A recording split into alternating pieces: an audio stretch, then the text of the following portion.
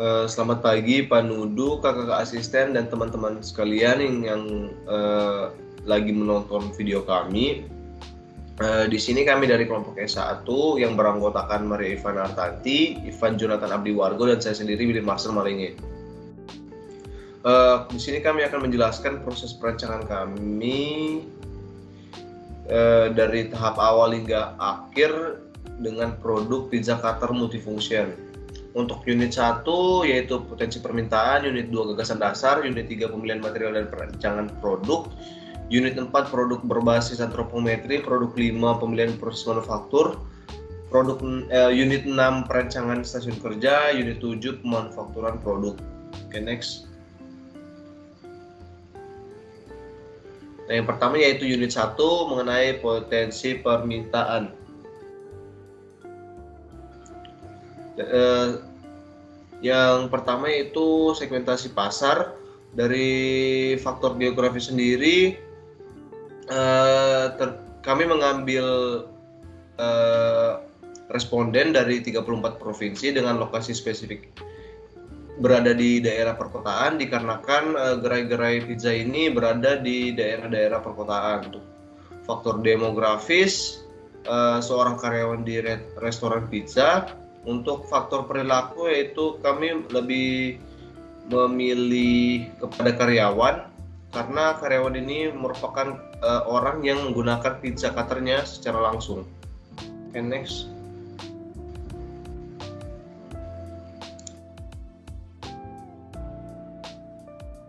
Kemudian untuk alternatif pilihan desain, kami memilih 4 desain, di mana desain ini menurut kami menarik. Yang pertama yaitu pizza cutter dual knife yang memiliki keunikan dari pisaunya yang berjumlah 2 dan berbeda bentuk.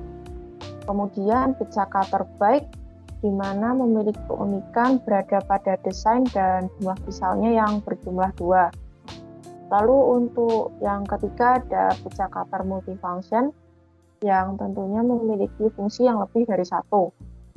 Lalu untuk pizza cutter Star Trek yang memiliki desain yang unik dan juga mata pisau yang besar. Lanjut.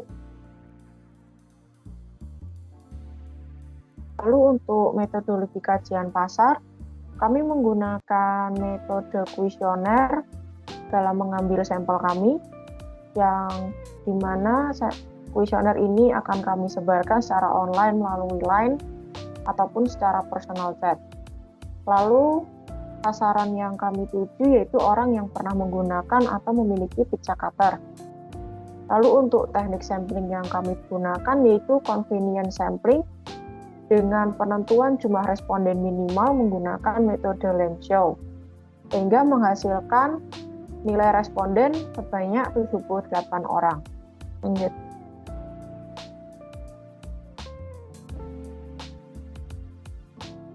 Lalu untuk responden yang kami dapatkan, kami mengambil responden dari umur 19 hingga 50 tahun. Dengan jumlah responden dominan berada pada range umur 19 hingga 30 dan berjenis kelamin laki-laki.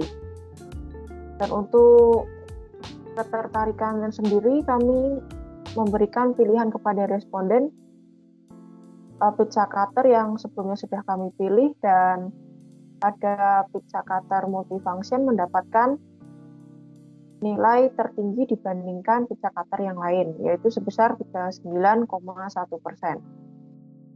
Lanjut. Berikut merupakan penggunaan atau kepemilikan pizza cutter yang berasal dari responden. Dari keseluruhan responden, sebanyak 88,5% mengatakan pernah menggunakan atau memiliki produk pizza cutter, sementara sisanya yaitu 11,5% mengaku tidak pernah menggunakan ataupun memiliki produk tersebut.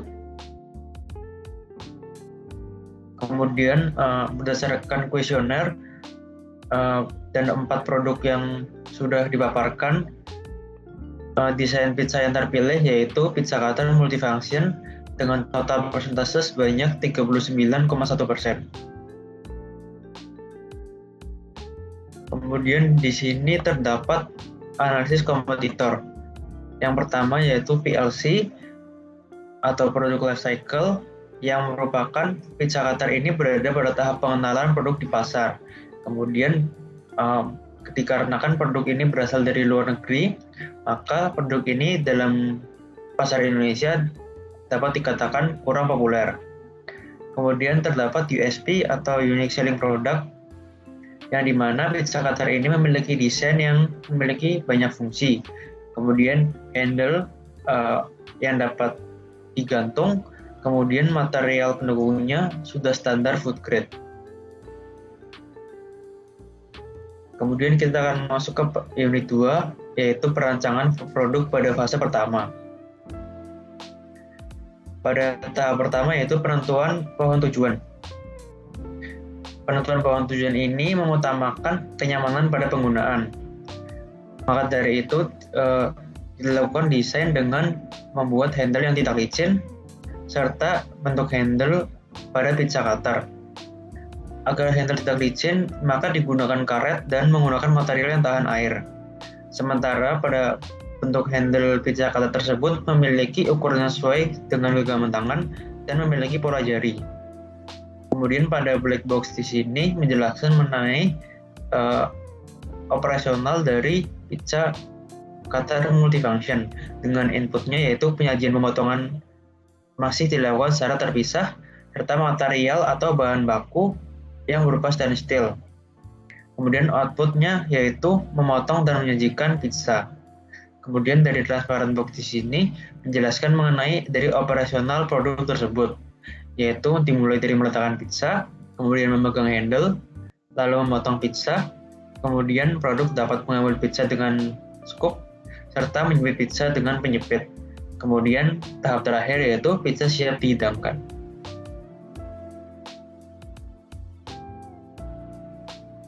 Berikutnya kita akan melihat mengenai tabel House of Quality di sini. Di sini menjelaskan mengenai hubungan antara sudut pandang dari engineer dan customer.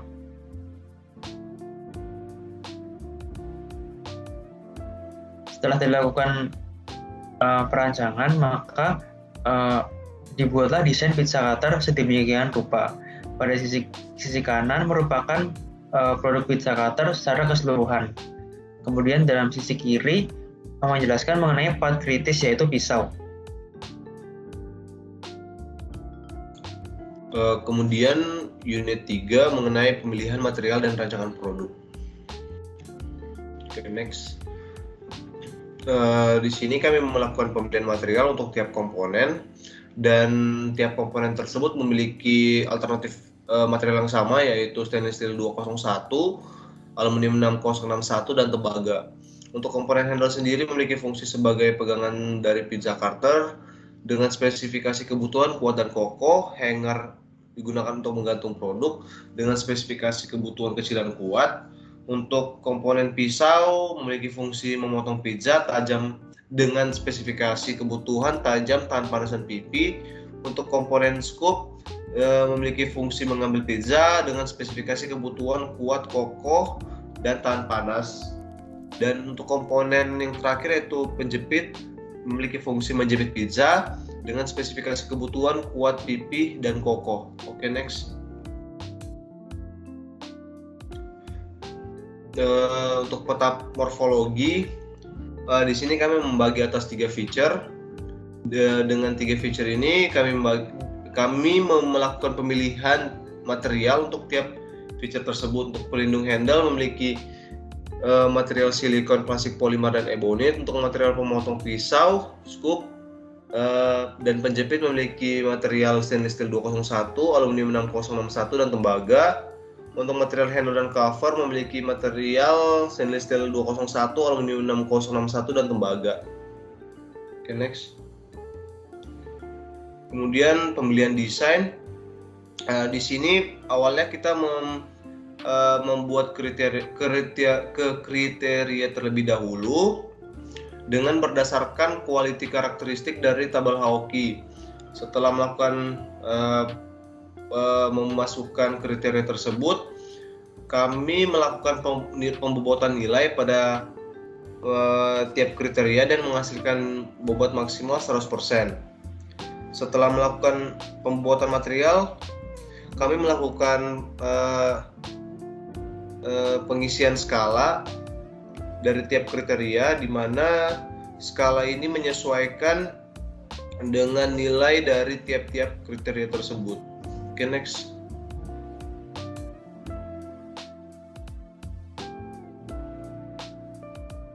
Kemudian untuk pemilihan desain ini, pada tabel ini bisa dilihat total utilitas yang didapatkan ini merupakan total utilitas tertinggi yang didapatkan dari responden yang mengisi tabel ini, dan didapatkan itu alternatif 1 yang menjadi pilihan dari nilai tertinggi total utilitasnya. Oke, next. Kemudian unit 4 mengenai produk berbasis antropometri.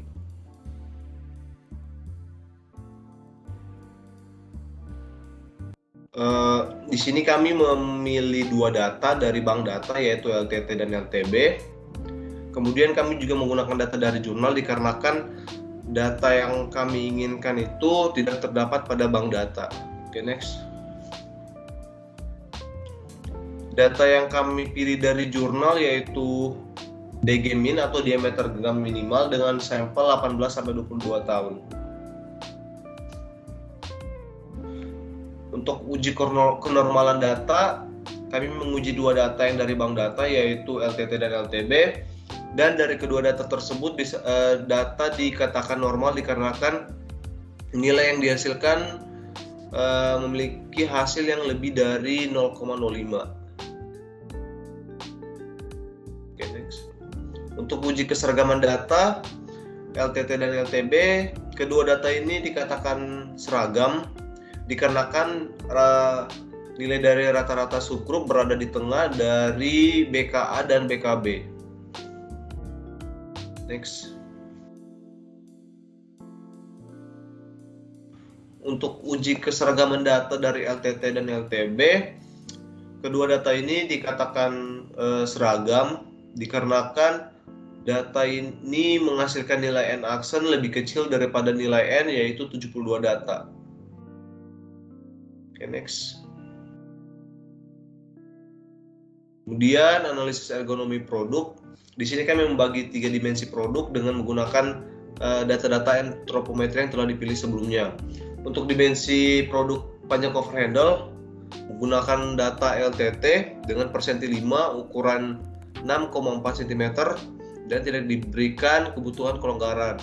Untuk dimensi diameter total handle hingga silikon, di sini kami menggunakan data antropometri diameter genggaman minimal dengan persentil 5 ukuran 1,09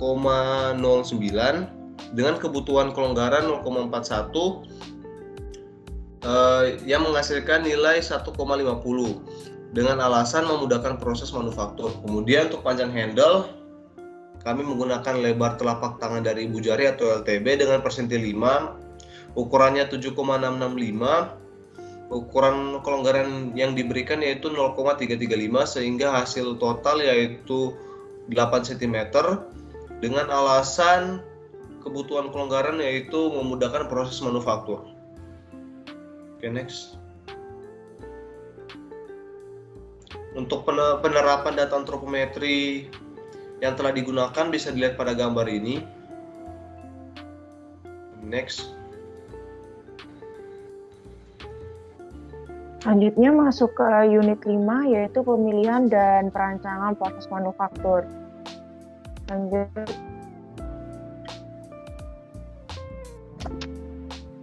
Di sini kami melakukan untuk yang ingin kami beli dan ingin kami buat. Untuk part yang ingin kami buat antara lain ada spool, handle, pisau, hanger, penjepit, dan cover handle. Dan untuk part yang ingin kami beli yaitu sekrup penjepit, sekrup pisau, silikon grip, dan per. Lanjut.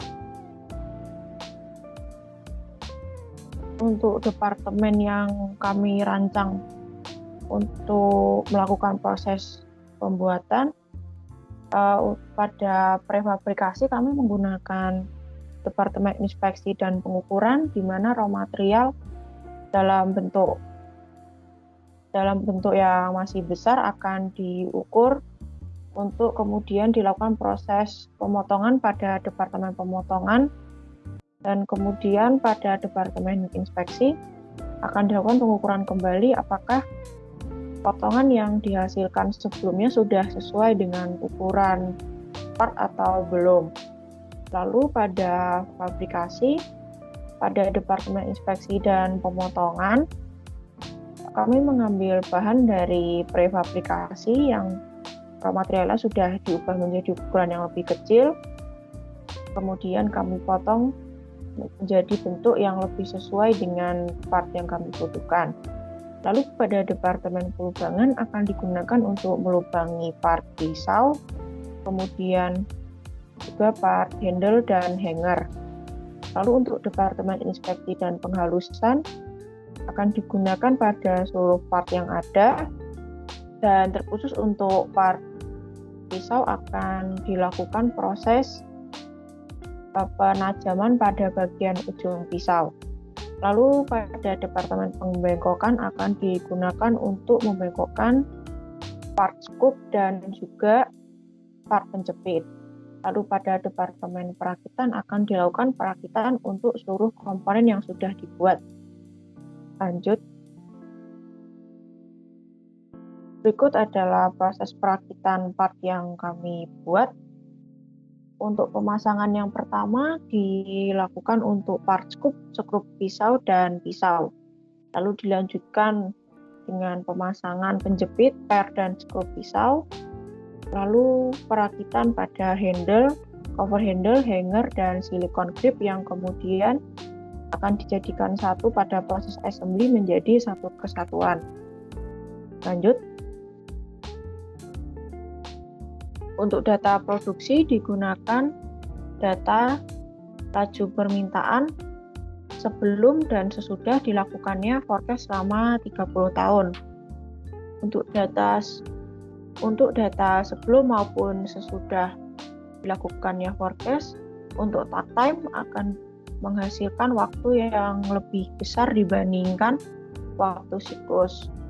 Sehingga untuk kapasitas pabrik kami tidak menggunakan kelonggaran dan digunakan rumus 1 dibagi dengan waktu siklus. Dan dihasilkan kapasitas pabrik sebesar 2959,46 unit per bulan. Dengan waktu produksi selama 8 hari sebanyak 3 shift dan dilakukan selama 5 hari per minggunya dengan jumlah 4 minggu per bulan dan waktu kerja 12 bulan selama setahun. Lanjut. Lalu berikut data routing sheet. Akan digunakan 3 bahan yaitu stainless steel flat, pipa, dan pejal. Di mana karakteristik komponen ukurannya diambil berdasarkan rekap yang dilakukan pada proses di unit 3 dan unit 4 yang sudah disesuaikan. Lalu untuk jumlah kebutuhan part akan diambil dari hasil routing sheet yang sebelumnya, dan untuk total dihasilkan 237 pada stainless steel flat, 45 untuk pipa stainless steel, dan 44 untuk stainless steel pejal. Lanjut. Untuk selanjutnya spesifikasi bahan baku. Untuk plat akan digunakan ukuran 810 × 410 mili dengan tebal 1 mili. Untuk pipa diameter sebesar 11 mili dan panjang 1000 mili. Dan untuk stainless steel pejal dengan diameter 10 mili dan panjang 1000 mili. Lanjut.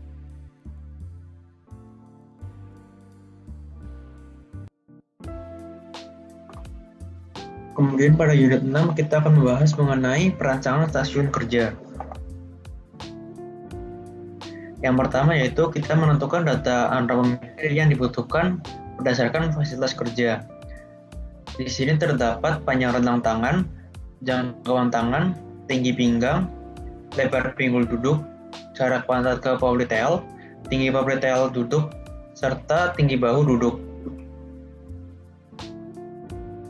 Kemudian berikut merupakan contoh fasilitas kerja yang digunakan dalam proses manufaktur. Yang pertama terdapat kursi, kemudian meja, meja kecil, dan meja khusus untuk kelas. Berikutnya merupakan visualisasi dari alat kerja dan mesin. Yang pertama yaitu terdapat tanggam yang berfungsi untuk menjepit benda kerja, kemudian mesin drill digunakan untuk melakukan pelubangan, kemudian EDM atau Electric Discharge Machine untuk melakukan proses pemotongan material, kemudian grinder duduk untuk melakukan proses penghalusan. Berikutnya merupakan alat kerja dan komponen yang digunakan, yaitu mesin milling untuk melakukan pelubangan atau slot. Berikutnya terdapat last disc drive untuk melakukan penggabungan part, kemudian tang untuk melakukan pemengkokan. Berikutnya analisa rula digunakan di setiap penggunaan mesin. Yang di sini terdapat 3 mesin sebagai contoh, yaitu penggunaan mesin drill, kemudian pada departemen inspeksi dan penghalusan, yaitu menggunakan mesin gerinda duduk dan spidol serta penggaris, kemudian mesin milling untuk departemen pelubangan. Langkah berikutnya yaitu menentukan work remit, atau digunakan untuk mengetahui area kerja secara normal. Di sini kelompok kami menggunakan 2 sampel, yaitu stasiun kerja dengan mesin milling atau pelubangan, di mana area kerja yang dibutuhkan yaitu 21.621 cm persegi, serta stasiun pelubangan dengan menggunakan drill membutuhkan luasan area kerja sebesar 28.887 cm persegi.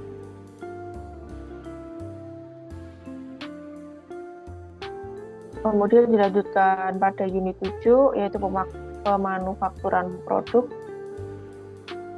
Lanjut.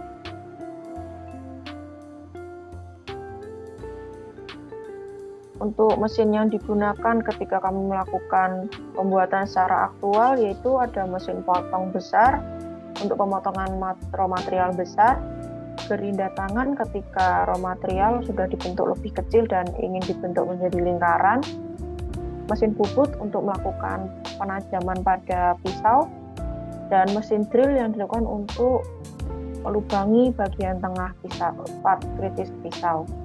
Lanjut.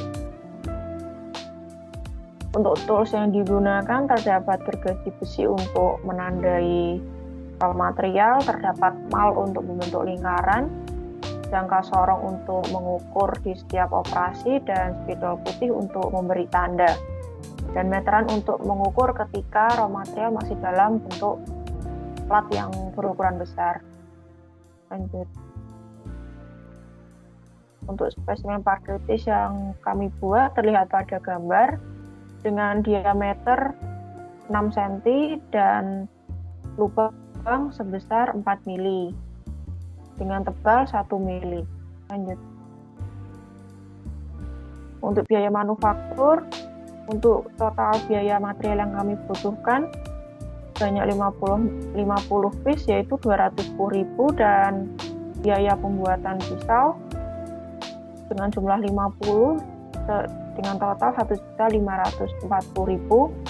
Kemudian untuk total keseluruhan yaitu 1.750.000. Lanjut. Kemudian layout untuk bengkel yang kami gunakan yaitu bengkel Handayani. Pada proses pemotongan dilakukan pada area pemotongan di sebelah kantor staf, dan kemudian pada meja kerja dilakukan proses penandaan untuk lingkaran dan penandaan titik tengah. Lalu pada pelubangan dilakukan pada area pelubangan drill, dan untuk pembubutan menggunakan mesin kecil yang berada di sebelah area pemotongan. Lanjut.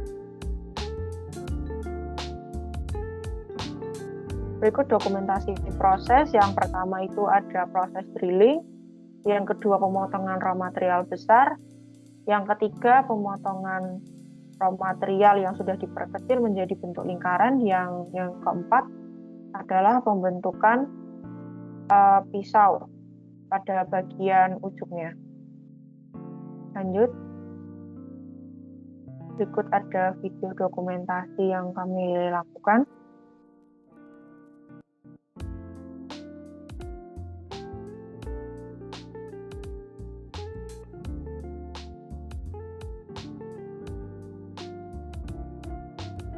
Yang pertama, proses yang dilakukan setelah ditandai yaitu proses pelubangan.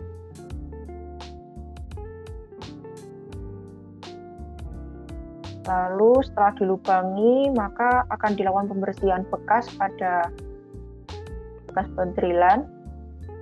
Lalu dilanjutkan dengan pemotongan untuk mengubah part yang semulanya kotak menjadi lingkaran. Dimajukan saja. Langsung ke proses selanjutnya.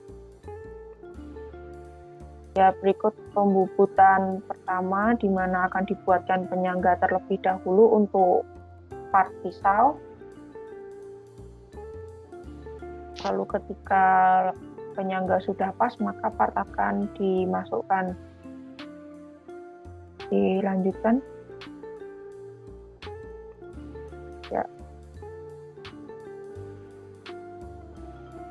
Nah, berikut proses ketika pembubutan penajaman dimulai. Penajaman ini akan dilakukan pada bagian depan maupun bagian belakang pisau. Setiap dilakukan pembubutan akan selalu dilakukan dengan proses pengukuran untuk memastikan apakah ukurannya sudah pas atau belum.